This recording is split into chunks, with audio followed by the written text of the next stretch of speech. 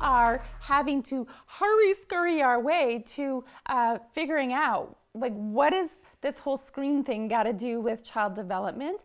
What are the things that we need to be thinking about? We're actually needing to be reactive rather than proactive because we kind of missed it. Like, it sort of slipped by us. And all of a sudden, screens and social media and gaming and all of this stuff became this huge, giant, enormous thing. And now we're having to go through the back door in terms of trying to figure out how do we safeguard childhood against technology.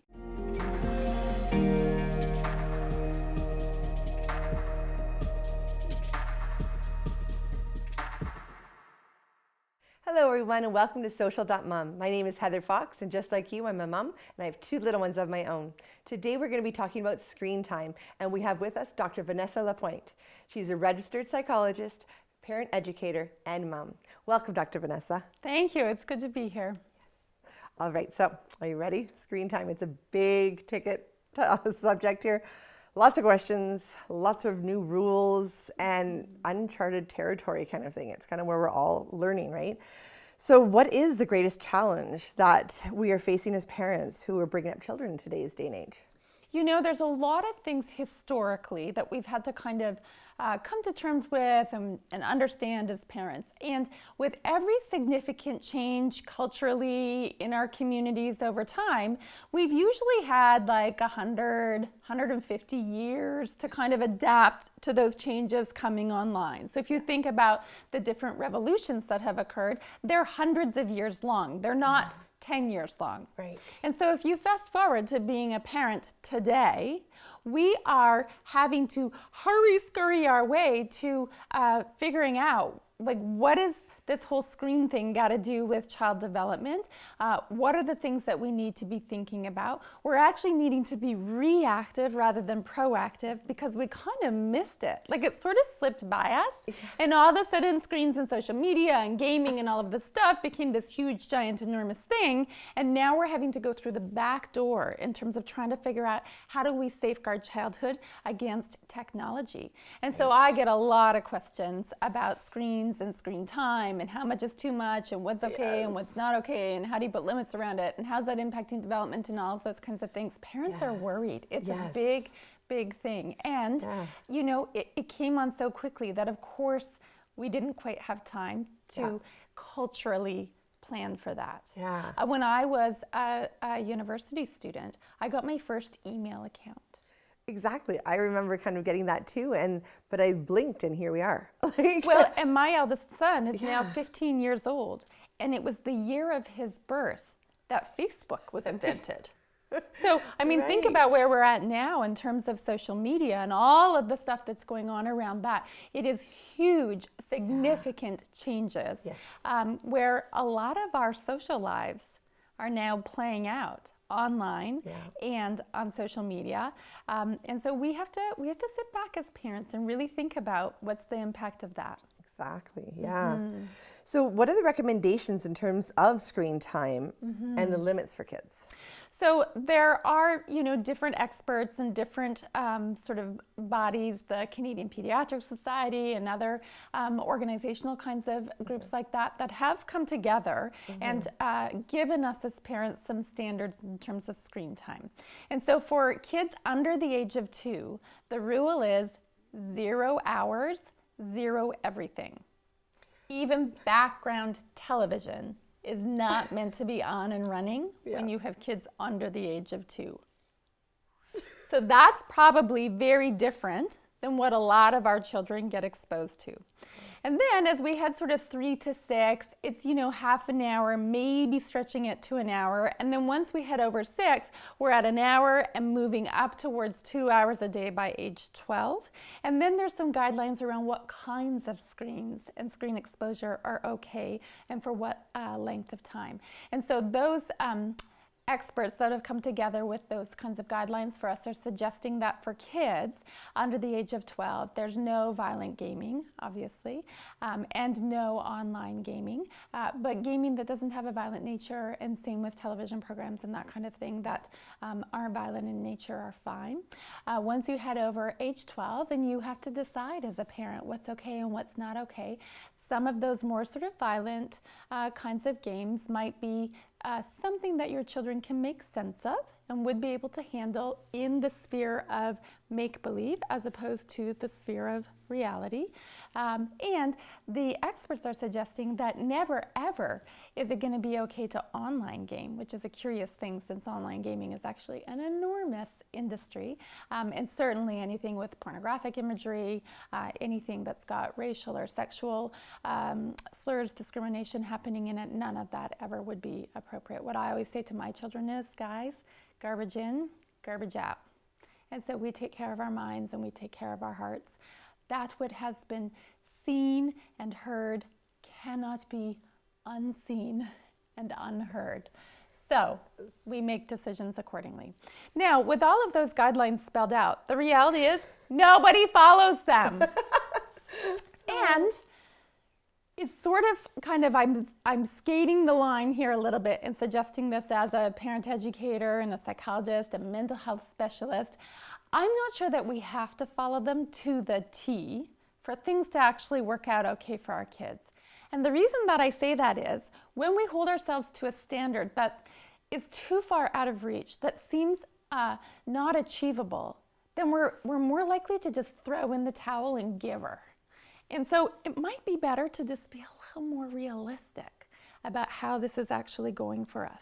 The vast majority of parents, when surveyed, significantly underreport the amount of time their kids are spending on screens.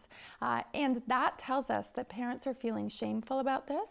And when we feel shameful and we go underground and we hide things, it doesn't work to anybody's benefit. So my feeling is, let's just get real about it. The average child in Canada is spending more than 8 hours a day on screens once they hit the age of 5. So that's a lot of time. So let's get real about that. Let's not go underground and be sneaky about it and feel shameful and all those kinds of things. Let's call it what it is.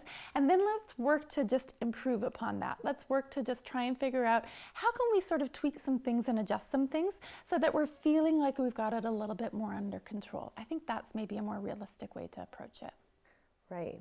So with little ones that we're not even supposed to have it in the background, what about like adult members that are in the family? It's the weekend and, you know, your husband's worked all week long and he's exhausted and he wants to just put his feet up, have the TV on. Mm-hmm. And he's like, Hudson's not even paying attention. He's playing. So, but it is in the background.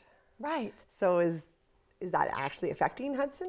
Well, so the experts would have us believe that yes, that is. Because if there's, if you're watching, some, really intense television program or even the news, now that information is flowing into your little's brain and your little can't make sense of what that is.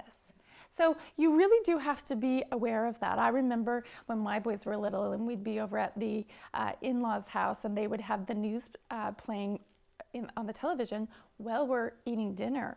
And I remember having to step in and be like, so we're not going to be doing that because that doesn't work for kids. They don't know how to make sense of that information. And so, yeah, that does affect them in the background and you can sort of make sense of why. And is the world going to come to an end? Are you going to, fry out the neurons responsible for the capacity for sustained focus and attention because your kid had, background television some of the time? I don't think so. Right. So with a newborn, of course, then sometimes now where they're older children, we are allowing them to have some screen time, but now there's a baby in the room. Yeah, so you can see how the challenges come to exist. And as a parent, you're going to have to navigate that. Sometimes it's a divide and conquer kind of thing, where you might have one child in one area of the home connected to a screen. Maybe they're watching something on an iPad with direct supervision through headphones, so that baby isn't being exposed to that kind of stuff. But what we know for sure is that our experience as human beings is one that needs to be full of social interaction. We are a social species by design, which means we don't do okay outside the context of being social, of being really in contact, in touch, in communication with one another. And so when kids are attached to their screens, by definition, they have detached from us. And so now think about, I'm 44 years old, shocking but true. And think about when I was a kid, like we didn't even own a TV till I was 8 years old. How different was my childhood? And I don't mean like, oh, it was all, sunshine and roses, but I mean, what was I doing every day? Knowing that the brain in the very young child is forming up to 1 million new neural connections every single second. And that your experiences on the outside get soaked up on the inside and become part of how your brain wires up. So what was I doing every day, all day long? It was very, very different from what my own children did when they were young, and certainly very different from what very young children now are doing every day. It's a different world. And so we have to think about how is that impacting them, and what are the rules and boundaries and sort of safeguards that we need in place around it. Yeah, exactly. So why are screens such a problem? Screens are a problem because we are meant to be social. Right. So we're meant to be interacting with one another. And when you think about what screens are, they're really available. They're full of stuff that's sticky for our brains and for our social cells, right? And so when you look into the video game industry, for example, the games are actually designed with a sticky quotient in mind. And so the higher the stickiness of the game, the more you're locked in and you can't get out of it, the better in terms of their measure of what's a good game, right? And so now we get locked into all of that and we can't get out of it. And then we're not engaged in our social world in the way that we are meant to be. So you and I right now are sitting face to face, and I'm like looking into the whites of your eyes, and we have like so much nonverbal communication happening and so much of a dance, a back and forth flow in terms of the relational dynamic of this setup. You get none of that on screens. And yet our biggest need is this relationship. We are a social species by design. We have to be in this dance together all day, every day, for us to be our best selves. And so screens take us away from that. Now, because they're readily available, being on your screens all day is a little bit like snacking on junk food. And so, if you have a kid who's on their social media all day long, off and on, and doing those kinds of things, gaming online with friends, whatever it is, they're snacking on junk food. They're eating brownies and cookies and chips and ice cream all day. And then you come home from work and you want them to sit down and feed at your table. And they're not interested because their appetite for it has been spoiled by the snackage all day long.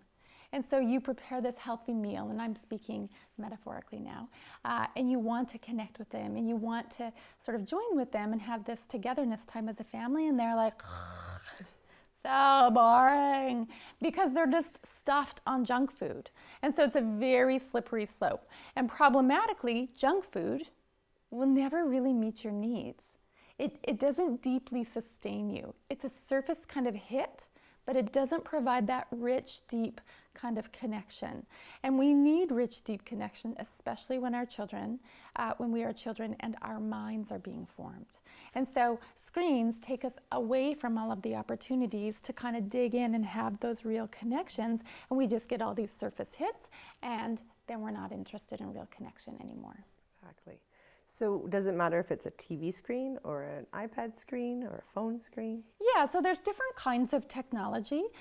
There's technology that's a television where you don't really engage with it. It's entertainment and it's kind of a little bit removed. Then there's technology that's still entertainment, gaming, and you're quite actively engaged. And then there's a difference between something that's a personal handheld thing and something that's sort of away from you. And so all of those things have different stickiness factors in terms of what kids get really locked into and what would be more problematic. And then the other thing is we use screens, a lot of our kids as they get into school are using screens educationally. And so that again is different once more. There's a different stickiness factor to that and a different purpose, if you will, to that. So when my son is at school and he's researching something for a project that he's working on, he's sitting beside a teacher or sitting beside a classmate and they're engaged in an activity together. And so you can see there's a social quality to that that's still quite real life, which is very different from, I don't know, hanging out online with your friends. Right. Mm-hmm. Okay. So with my little one at home, he's 2.5, but when I first got pregnant, he was a bit younger, obviously, younger than 2, and I was not doing well. I was really sick, so I had to kind of rely on TV a little bit more.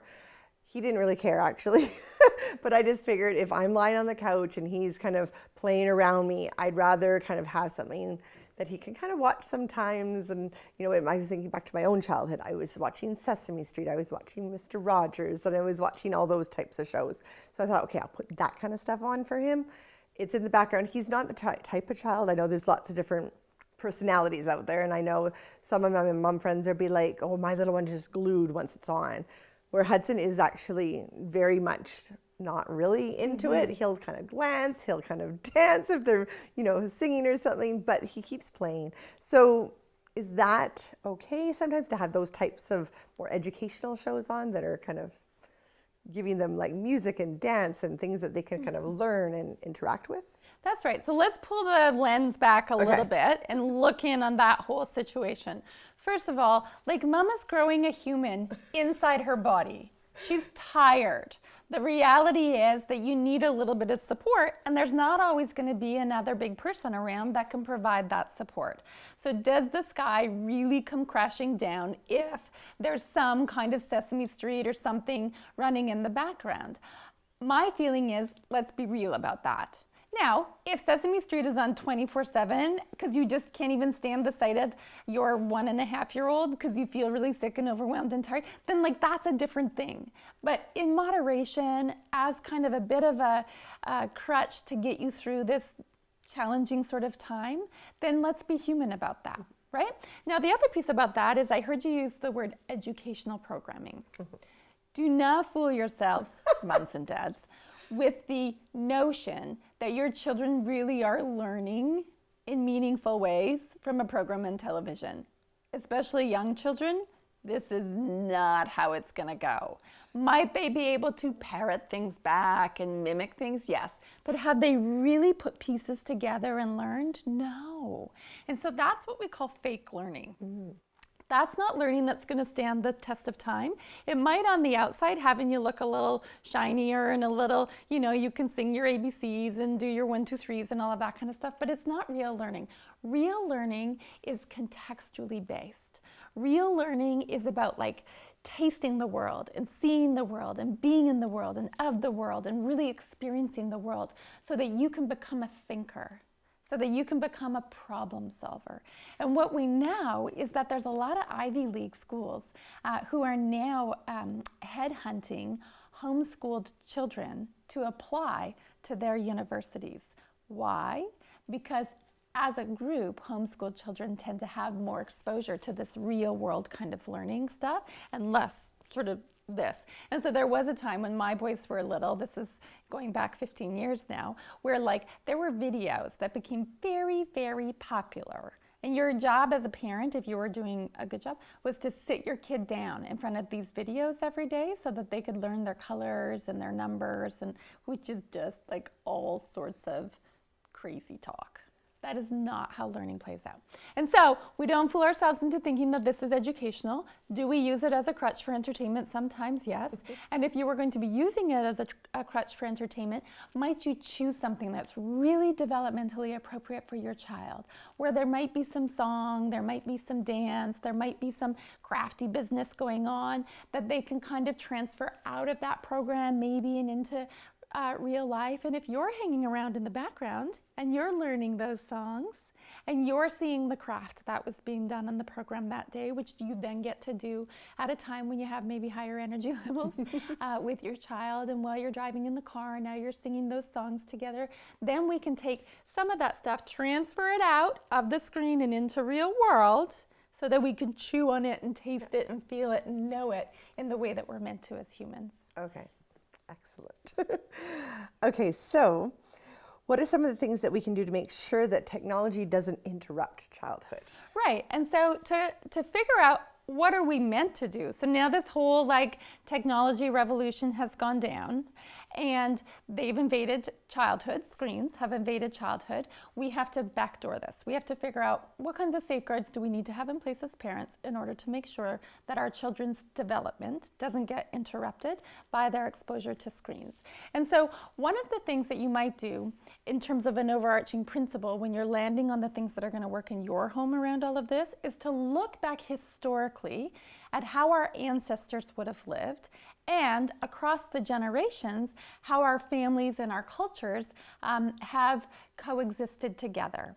And so we do things like we break bread together.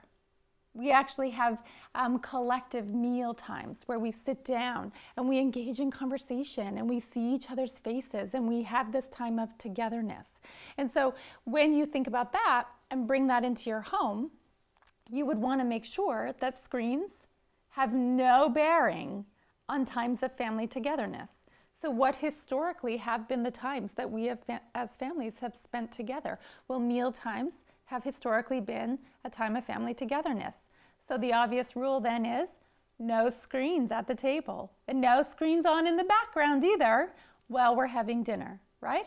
What's another time of historical family togetherness? Often right before we go to sleep, there's a time of historical family togetherness, which then means that screens really have no place in the bedtime routine as we are meant to be sort of together and collecting each other up and getting all soft and squishy before we head off into dreamland.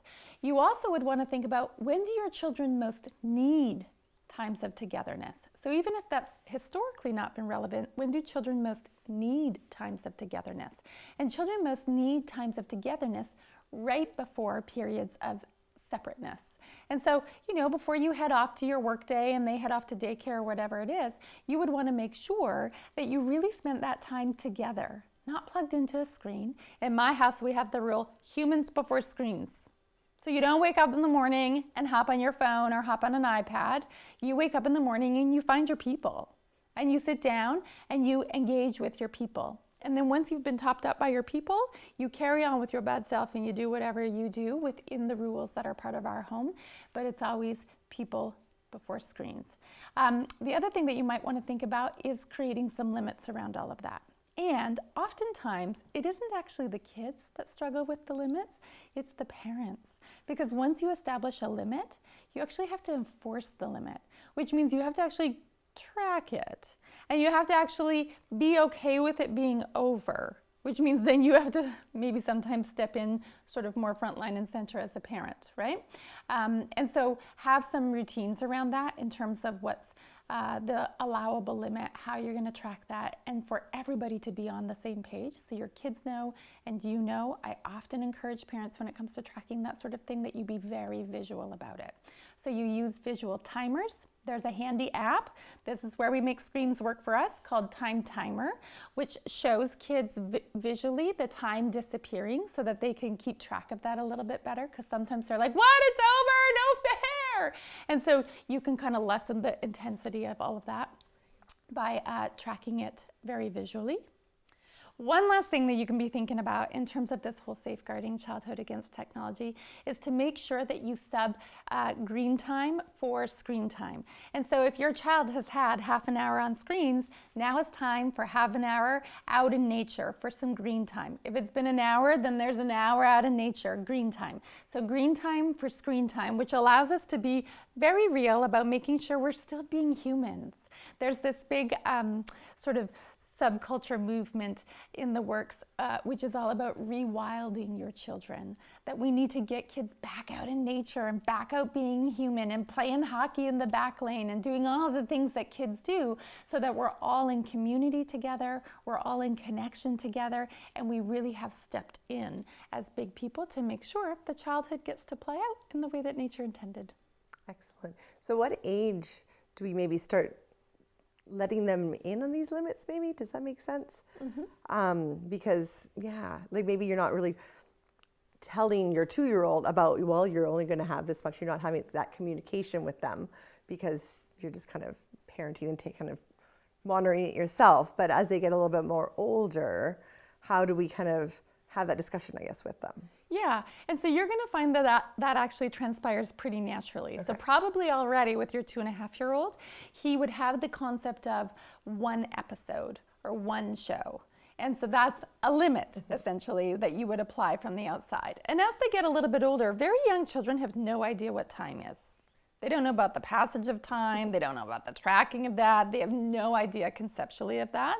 And so it isn't until your children are in sort of elementary school aged range, give or take, depending on the child, that they're starting to put together the concept of time, which means you as the big person who's in charge of making sure your home is full of the kinds of routines and consistency that really have kids feeling safe to rest into your nurturing care and provision, that you'll just be naturally starting to step into that.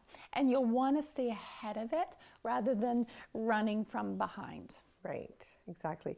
And no screens in the bedroom, correct? Well, no screens anywhere where we have family togetherness time. Okay.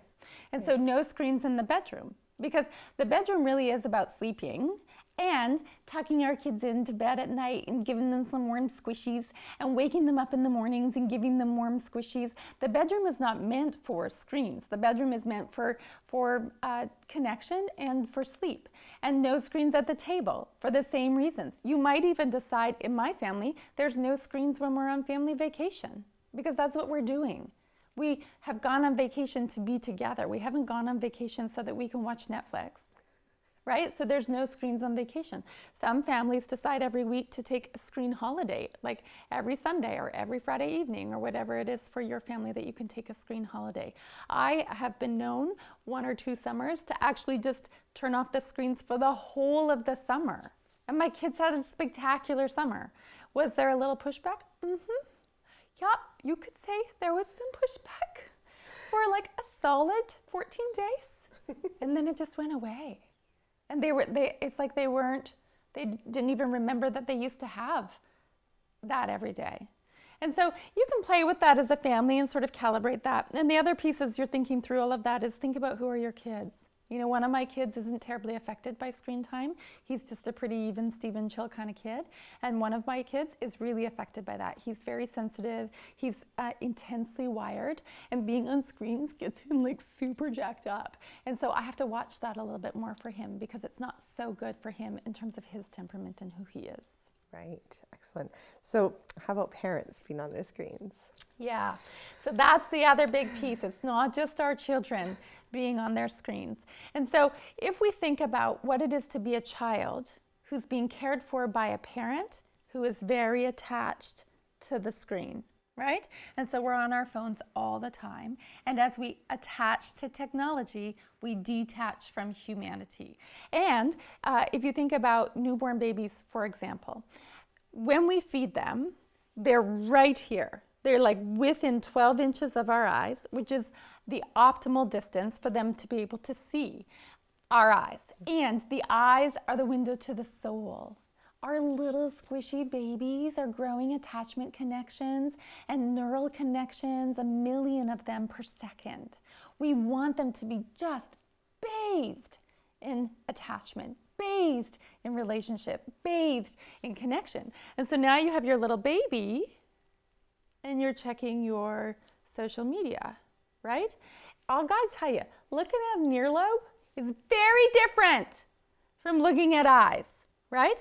And so we are now attached here, which means we've detached here. So much so that researchers and child development specialists are starting to name that phenomenon brexting, breastfeeding while texting. And they're doing a lot of research now looking at how does that affect babies when they get your ear instead of your eyes. And so think about that. Then think about your young child who you're here and on your social media or whatever you're doing on your phone, and then they're clamoring for your attention, right? There's no app for your lap. Your kids need to be there. They need to be connected to you in real physical kinds of ways. And so when you're not there for them and you're over here, then they feel sort of abandoned by that. Now, if that happens every now and then, like go easy. It's fine that you might sort of hop on and make sure that you haven't missed an important text or whatever. But if we're spending a lot of time, like hours a day, which is what we normally do, then we aren't spending that time connecting with our humans. And our humans need connection from us. Right. How can we support our partners and kind of making these decisions? Well, that's the million-dollar question. Yeah, and so it's very challenging to try and be in charge of somebody else's behavior, particularly when that somebody else is a grown-up. And so the first thing that I would suggest is that if you have some concerns about how that's going for your parenting partner and that you feel like they need to dial that down a little bit, go to them with eyes that understand why they've connected to the screen and disconnected from the humans around them. Is it because they've just come home and they need to decompress already? Like they're, oh. And so might you then as a couple come together and decide, you know what, when mom or dad gets home from work, the other parent's gonna spell them off so that they get just a little bit of decompression time before they have to step in and take on being a parent. There's that sort of transition zone for them in terms of coming home and having what I call a work shower. You know, where you just like leave it all behind and then step into your life at home. And maybe that's why they're accessing their screens. So as a parenting partner, can you support them in that, come together in a space of understanding each other, and then work forward from there? And oftentimes when people feel seen and heard, you don't even have to tell them anymore what it is that needs to happen, because they will just land in a resonant space of feeling like the relationship is well oiled and they're feeling taken care of. There also is a time when we no longer see and hear people, but when we step in and we say, it's not working and we need to talk about this. And I want to understand where you're coming from and I want to understand what's happening for you. And I also am here to tell you this is not good for our children and this will not stand. And then we see. Oh, exactly. Wow. That's a big pill to swallow sometimes for us grown-ups who just, we're in those habits, right? And yeah, we want to be better. And then the other, I guess, difficult thing I find too is we all used to have landlines. We don't have those anymore, or majority of us don't. So, and where even communication is so different that way, where, you used to just pick up a phone and call, and still it's almost my preferred method. And I do have several friends that, we do like to actually phone each other. And talk. It happens. But there's still a majority of people out there, they're like, don't phone me. You have to text me, right? So then we do need to find out about that play date or when we're meeting or those types of things. So we want to have our screen away, but at the same time, we need to know if, so-and-so is picking this grocery up or whatever, and, if our friend is going to be late for the play date or if they need instructions how to get to our house. So we can't fully put it away. So it's kind of there, but we need to kind of be aware, but kind of. That's right. Yeah. And so there's a time where if somebody's on their way over and there's a chance that they might not know where they're headed, that you might be a little bit more on alert because there might be a text or, God forbid, a phone call come through requesting some more information. And so you'll know as a big person when you should be kind of, watching out for stuff and when it's time to just put it away and be mindful of all of those kinds of things. Like in the past, if we went on a walk, if somebody called our landline, we wouldn't get it. That's right. So they don't need to get us when we're on that right. walk. So you're on a walk, Yeah. your littles and your significant other are with you. Everything else can wait. Exactly. Gotta remind the rest of the world that. That's right. They can wait. That's They right. Can wait. Yeah. The average teen sends more than 3,000 text messages every month. And really, the vast majority of our social connections are now playing out on screens. And then there's some research that's been done looking at, it was with college-age students as they were heading into final exams. And they took, if you swab somebody's spit, you can get a measure in that moment in time of what their stress level is. It taps a hormone called cortisol, which is our stress hormone. And so you can imagine going into a final exam is stressful, which means that you're releasing a stress hormone called cortisol. And we can actually measure in real time what your stress levels are, how much cortisol you have coursing through your veins by taking a swab of your spit. And so what they did is these college students who were heading into their final exam had their spit swabbed and checked for their cortisol level, and they would be obviously quite stressed. It's a big deal. And then they got either nothing, so they didn't get a phone call or a nothing from their parent. they got a text message from their parent, they got a phone call from their parent, or they got a FaceTime call from their parent. And so as it turns out, getting a text message from their parent did nothing to reduce their stress levels, to reduce their cortisol levels. And the piece about that is that human connection is the antidote to stress. We're all social by nature, and so we really respond well when our big people connect with us during times when we're struggling. And so the text message does nothing. There's no significant drop in stress level by a child receiving, a grown-up child, a college-age child, receiving a text message from a parent. But when they got a phone call from their parent and they heard their parent's voice, stress levels dropped significantly. And then if they got a FaceTime call instead from their parents, stress levels dropped markedly, because now they're getting voice and they're getting the visual. And so that's what it is to be human. Like, that's what we need, is that face-to-face kind of contact.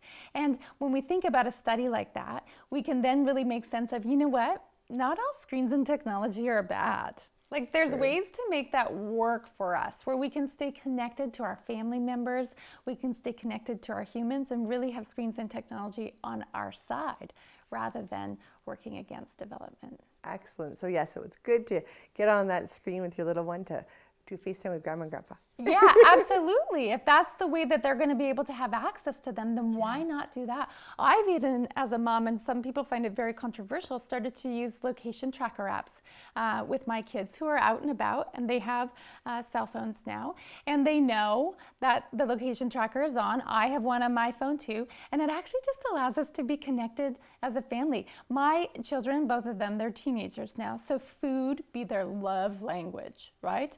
And so when my eldest, I get a little bing bing at the office if I'm working when he gets home from school, and then I quickly give him a call or I send him a quick message about the snack that I've left in the fridge for him. And there's this moment of connection that occurs because we're using technology to our advantage. And he's like, oh, come on. I just get home and my mom's taking care of me and feeding me yummy food, right? So we can make it work for us. So Dr. Vanessa, you are also an author and have 2 books. Could you please tell us about them? Yeah, so the first book is called Discipline Without Damage: How to Get Your Kids to Behave Without Messing Them Up. And it's a book all about what kids need to learn and grow in the best possible way, and how discipline sometimes gets in the way of that. And so we talk about the importance of connection and relationship as part of healthy development, about how brains grow in development, about how it looks when things have gone off track and what we need to do to get that back on track. And even though I never ever want to be the kind of expert that tells parents what to do, because I don't believe that that's my place, and I really feel like I've sold them a line if I'm that kind of expert, I do breathe some life into how do you be discipline that actually comes alongside development rather than works against it. So that's the first book. And the second book is called Parenting Right from the Start.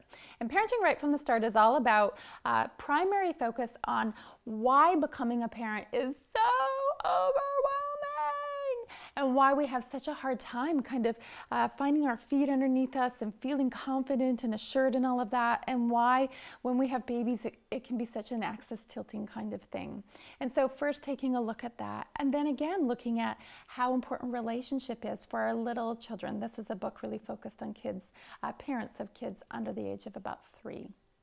And so how important relationship is for the very young brain, and the kinds of things that we can see happening as that brain begins to come online. And so the first half of the book is about those kinds of things. And then in the second half of the book, we take all of those ideas and we apply them to very real life things for parents of littles. So like, your baby's not sleeping, what do you do?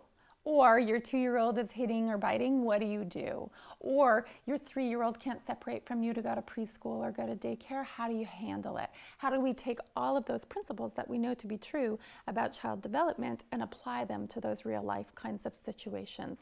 And the theme or the thread pulled through the whole book is this idea that you must grow yourself in order to be able to grow your children. Definitely. Well, with all this fantastic information, I know that our viewers are going to want to know how they can reach you, how they can get a hold of you, whether that be a website, social media. How can they find you? Yeah, so if you hop onto drvanessalapointe.com, you'll gain access to all of my social channels there, and also be able to hop on my blog and read all of the different things that I write to help parents make sense of their kids. Thank you so much, Dr. Vanessa, for joining us today. That was some really great information. So everyone, thank you so much for watching, and the conversation continues on Social.mom.